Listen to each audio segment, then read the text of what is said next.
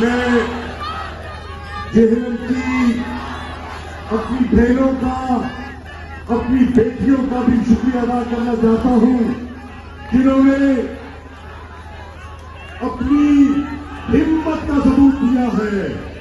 خیال تھا لوگوں کو یہ خوف تھا کہ وزیر آباد کے کھا رہے ہیں اور کہہ رہے ہیں کہ آپ اعظم سواتی کے کیس کا نوٹس لیں, کہہ رہے ہیں آپ اشرف شریف کی شہادت کا نوٹس لیں, آپ عمران خان.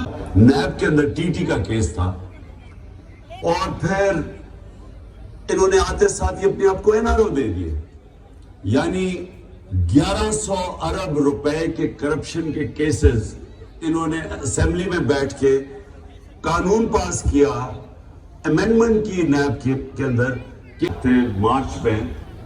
تو پاکستان کا جو رسک ہے یعنی اپنے قرضوں کی قسطیں واپس کرنے میں جو رسک تھی یا خطرہ تھا وہ 5% تھا.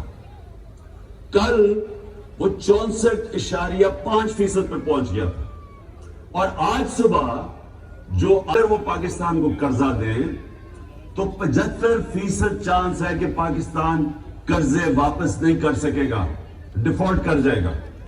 اور یہ اتنا خطرناک ہے, یہ ایجنڈاز کے لیے استعمال کرتا ہے. یہ جو انہوں نے آدمی کو پکڑا اور جو دبئی میں یہ جو سارا دبئی سے اور یہ جو پروگرام کیا ہے, اگر یہ دیانتداری سے صحافت کرتے تو ان کو پتا تھا کہ یہ فراڈ آدمی ہے. کبھی ایک آدمی جس آدمی کی کریڈیبلٹی کوئی نہیں ہے.